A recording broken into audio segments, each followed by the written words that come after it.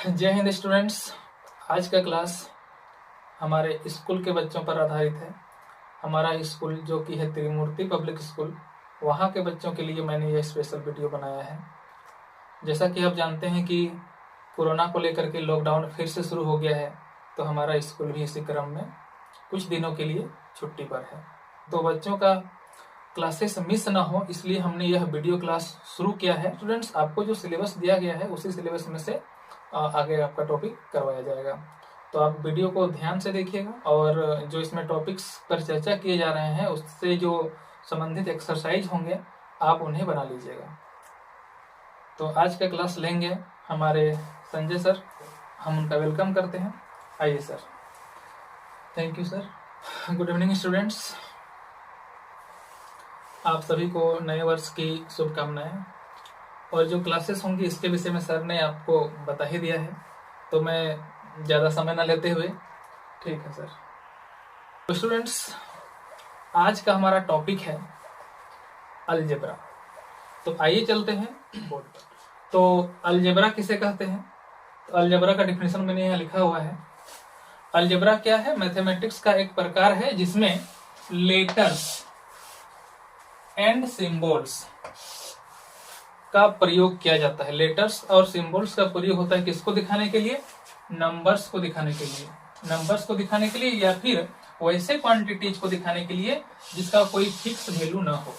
या तो नंबर को दिखाने के लिए करते हैं या फिर वैसे क्वांटिटीज को दिखाने के लिए हम लोग अलजेब्रा का प्रयोग करते हैं जिसका कोई फिक्स वैल्यू ना हो।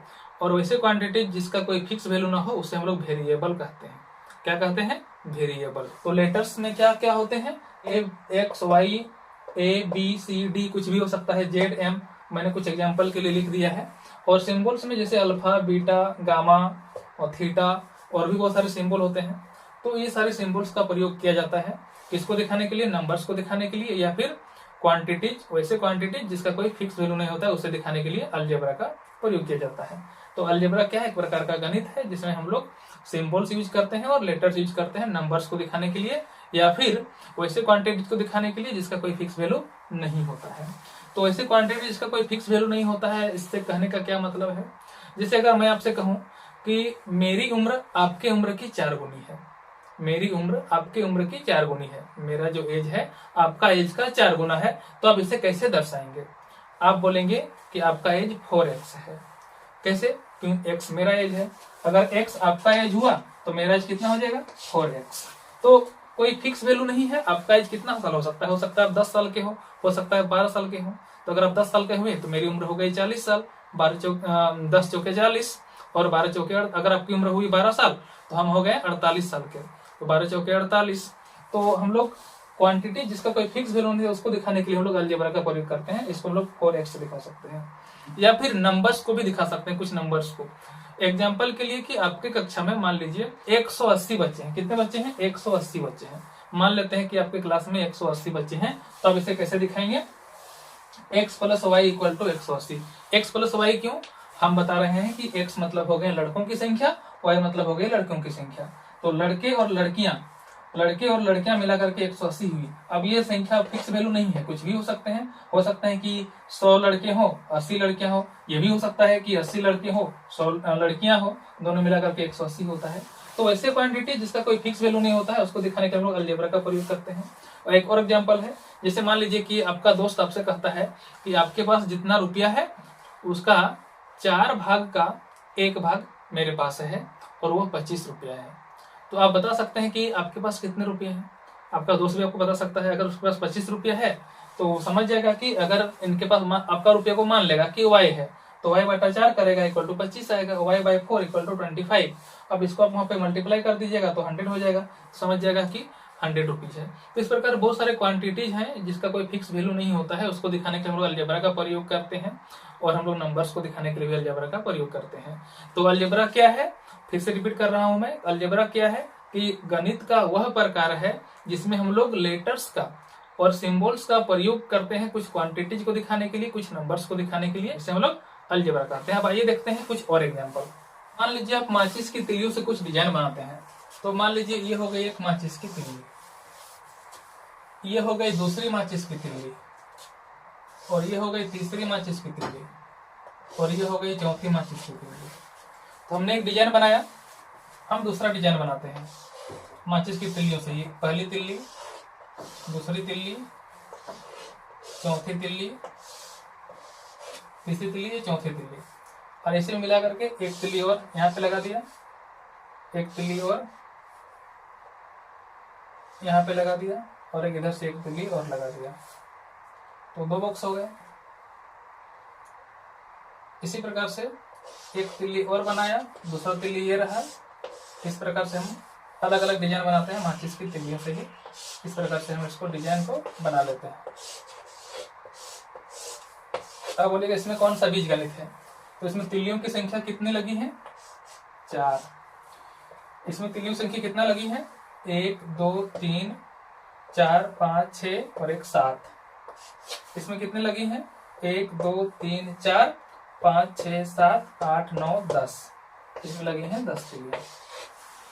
तो एक पैटर्न हमें मिल रहा है, 4 तिल्ली, 7 तिल्ली, 10 तिल्ली। हम लोग इसमें क्या करेंगे, कुछ वेरिएबल लगा करके इसको एक रूप दे देंगे। किस प्रकार से? 4 को हम लोग लिख सकते हैं 3 गुना 1 जोड़ 1।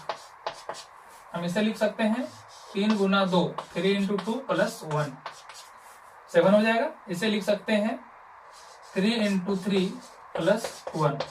हमने इसी को लिखा है, देखिए 3 into 1 plus 1, 3 into 2 plus 1, 3 into 3 plus 1, 3 into 1 plus 1 equal to, ये क्या हो जाएगा? ये 4 हो गया, ये 7 का इक्वल हो गया, और ये 10 का इक्वल हो गया। 3 3 या 9 और 1 10 हो गया। ये एक स्क्वायर हो गया। स्क्वायर कितना है? 1 स्क्वायर है। इसमें कितना स्क्वायर है? 2 स्क्वायर है। इसमें कितना स्क्वायर है? 3 स्क्वायर है। ये अगर स्क्वायर की संख्या हो, इसको हम लोग n से दिखाते हैं, है ना, तो उसके लिए कितने तिल्लियों की जरूरत पड़ेगी तो आप निकाल सकते हैं। ठीक है, कैसे निकाल सकते हैं? आप आगे लिखेंगे इसी प्रकार से, 1 स्क्वायर है, 2 स्क्वायर है, 3 स्क्वायर है। अगर स्क्वायर की संख्या n हो, अगर स्क्वायर की संख्या कितनी हो? n हो। अगर स्क्वायर की संख्या n हो, उसमें तिल्लियों की संख्या कितना हो जाएगा? 3 इंटू n प्लस 1। आप क्या लिखेंगे? 3 इंटू n प्लस 1। तो यह क्या हो गया? अलजेब्रा का प्रयोग करके हमने बता दिया। पहला चित्र में 1 स्क्वायर दिखाई दे रहा है, उसके लिए हमने लिखा है 3 इंटू 1 प्लस 1। ये हो गया तिल्लियों की संख्या। ठीक है, ये क्या हो गई? तिल्लियों की संख्या। तिल्लियों की संख्या ये रहा, नंबर ऑफ मैच स्टिक्स। आप दूसरी आकृति बनाए हैं, उसमें आपका 2 स्क्वायर बना है, और 2 स्क्वायर के लिए जो माचिस की तिल्लियां जो लगी हैं वो 7 लगी हैं, और 7 को दिखाने के लिए हमने लिखा है 3 इंटू 2 प्लस 1। अगला जो चित्र है उसमें 3 स्क्वायर बने हुए हैं। 3 स्क्वायर में जो माचिस की तिल्लियां जो लगी हैं वो लगी हैं कितनी? 10। और 10 को हमने दिखाया है इस प्रकार से। तो इससे साफ पता चलता है कि अगर 50 रहे, 100 रहे, 150, 200 की स्क्वायर की संख्या जितना भी रहे, हम तिल्लियों की संख्या बता सकते हैं कितनी लगेगी। कैसे लगेगी? क्योंकि यह जो यहाँ पर जो मैंने n दिखाया वो दिखा रहा है नंबर ऑफ स्क्वायर को। पहला 1 स्क्वायर के लिए ये, 2 स्क्वायर के लिए ये, 3 स्क्वायर के लिए ये। यहाँ पे बगल में पता चल रहा है कितने लगेंगी तिल्लियां। तो अगर हमको बताना है कि n, अगर मुझे बताना हो n स्क्वायर बनाने के लिए कितनी तिल्लियां लगेंगी, n square, number of square होना चाहिए कितना? n होना चाहिए। मान लो 50 स्क्वायर होना चाहिए, तो उसके लिए हम लोग इस समीकरण से दे सकते हैं 3 इंटू n प्लस 1। इससे हमें पता चल जाएगा कि कितना हमें तिल्लियों की जरूरत है।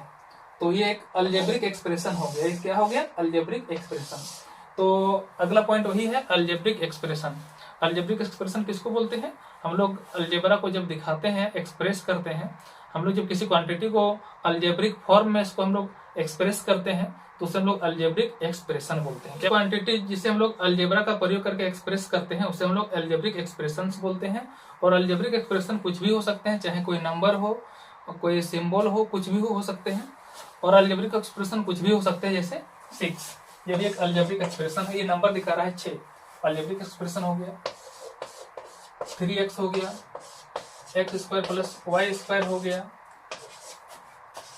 3x square plus 2x plus 1 हो गया। ये भी एक अलजेब्रिक एक्सप्रेशन है। x क्यूब y स्क्वायर हो गया, यह भी अलजेब्रिक एक्सप्रेशन है। x by y plus y by x, यह भी अलजेब्रिक एक्सप्रेशन हो गया।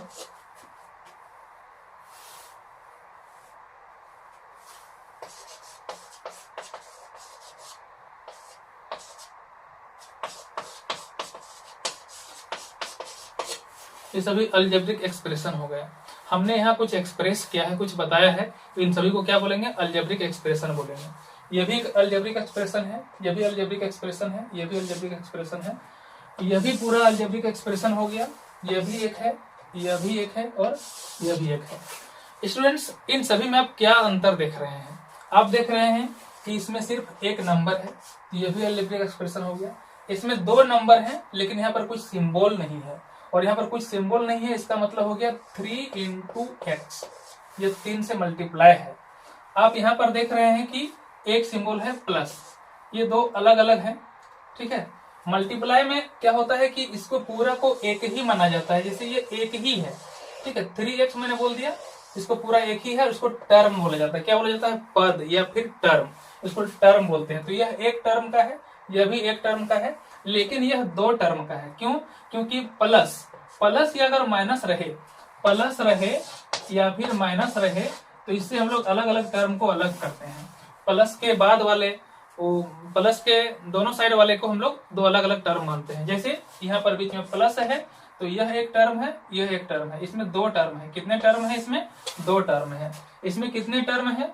यहाँ पर यह प्लस है, यहाँ पर प्लस है, तो इसमें 3 टर्म हो गए, एक टर्म यह, एक टर्म यह, एक टर्म यह। तो प्लस या माइनस से ही हम लोग टर्म को अलग करते हैं, मल्टीप्लाई से और डिवाइड से टर्म अलग नहीं होता है। जैसे यहाँ पर आप बोलिएगा ये एक टर्म हो गया, एक टर्म हो गया, तो ये गलत हो जाएगा। नहीं, ये दोनों को मिला करके एक टर्म हुआ, डिवाइड से टर्म अलग नहीं होता है। ये भी दोनों मिला करके एक टर्म हो गया। इसमें कितना टर्म है? दो टर्म है। उसी प्रकार से इसमें कितना टर्म है? x² + 6x + 3y + 4, तो 1 2 3 4, प्लस से हमको अलग करना है। इसमें क्या कितना टर्म हो गया? 4 टर्म है। इसमें कितने टर्म है? 4 टर्म। आगे देखते हैं, ये x² + 3 × x + y, मान लीजिए ऐसे दिया हुआ है, तो इसमें कितना टर्म है? तो इसमें टर्म है 3, एक टर्म, दो टर्म, तीसरा टर्म, 1 2 3, 3 टर्म है। आपको मल्टीप्लाई से टर्म आप अलग नहीं करेंगे, मल्टीप्लाई और डिवाइड से टर्म अलग नहीं होते हैं, उनको एक ही माना जाता है। तो इसको हम लोग पूरा एक ही मानेंगे, एक टर्म मानेंगे, जिसमें 3 टर्म हो गए। तो स्टूडेंट्स, अलजेब्रिक एक्सप्रेशन में टर्म्स होते हैं, और टर्म्स के आधार पर हम लोग अलजेब्रिक एक्सप्रेशन को अलग अलग नाम देते हैं। क्या नाम देते हैं? जैसे इसका नाम हो गया मोनोमियल, यह मोनोमियल है। जिसमें एक टर्म होता है उसे हम लोग मोनोमियल बोलते हैं। जैसे यह मोनोमियल है, यह भी मोनोमियल है। जिसमें दो टर्म होते हैं उसमें हम लोग बाइनोमियल बोलते हैं। क्या बोलते हैं? बाइनोमियल। और जिसमें 3 टर्म होते हैं उसमें हम लोग ट्राइनोमियल बोलते हैं, ट्राइनोमियल बोलते हैं। जिसमें 4 टर्म होते हैं उसमें हम लोग क्वाड्रिलेटरल बोलते हैं। जिसमें 4 टर्म होते हैं, जैसे इसमें 4 टर्म है, तो क्या है? क्वाड्रिलेटरल है। तो अलजेब्रिक एक्सप्रेशन में क्या होते हैं? अलग अलग टर्म्स होते हैं, और टर्म्स की संख्या के आधार पर हम लोग, जितने टर्म होते हैं उसके आधार पर हम लोग अलजेब्रिक एक्सप्रेशन को अलग अलग नाम देते हैं। मोनोमियल बोलते हैं, बायोनोमियल बोलते हैं, ट्राइनोमियल बोलते हैं, क्वाड्रिलेटरल बोलते हैं, है ना। एक पद, 2 पद, 3 पद और 4 पद, इस प्रकार से हम लोग हिंदी में बोलते हैं। एक पदी, द्विपदी, त्रिपदी या फिर त्रिपद भी बोलते हैं। तो आपको समझ में आ गया होगा कि टर्म्स किसे कहते हैं। स्टूडेंट्स, अभी तक मैंने जो बताया, एक्सरसाइज 7.1 और 7.2 को पूरी तरह से सॉल्व कर सकते हैं। तो हमारे स्टूडेंट्स जितने भी हैं, हमारे स्कूल के स्टूडेंट्स, आप उन्हें सॉल्व करने की कोशिश करेंगे, और आपको उनमें कुछ प्रॉब्लम होती है तो आप उसका फोटो खींच करके ग्रुप जो आपको दिया गया है, व्हाट्सएप ग्रुप, आप उस पर शेयर करेंगे। मैं उस पर भी वीडियो बना करके अलग से, मैं आपको उस पर अलग से वीडियो बना करके मैं आपको सेंड कर दूंगा, और आपका प्रॉब्लम सॉल्व हो जाएगी। तो आपका होमवर्क रहा एक्सरसाइज 7.1 और 7.2। अगर आपने वीडियो को ध्यान से देखा है और ये दोनों एक्सरसाइज आप अच्छे से बना लेंगे। अगर आपको प्रॉब्लम होता है तो आपका व्हाट्सएप ग्रुप है, आप उस पर मैसेज कीजिए, अपना क्वेश्चन को फोटो खींच करके आप सेंड कीजिए। और अदर व्यूअर्स जो देख रहे हैं, अगर आपके पास भी कुछ समस्याएं हैं तो आप भी कमेंट में उसे आप लिख सकते हैं। आप अपने बुक खोलिए और आप देखिए, अपना चैप्टर निकालिए अलजेब्रा। अगर उसमें आपको कुछ प्रॉब्लम है, खास करके क्लास 7 और 6 के स्टूडेंट्स को, तो आप हमें कमेंट करके आप अपना प्रॉब्लम शेयर कर सकते हैं, और आपको फिर उसका सॉल्यूशन किसी वीडियो में दे दिया जाएगा। तो स्टूडेंट्स, आज का क्लास बस यहीं तक रखते हैं। एक्सरसाइज 7.3 के लिए है अलजेब्रिक एक्सप्रेशन को ऐड कैसे करते हैं उस विषय पर। तो मिलते हैं अगले क्लास में। जय हिंद।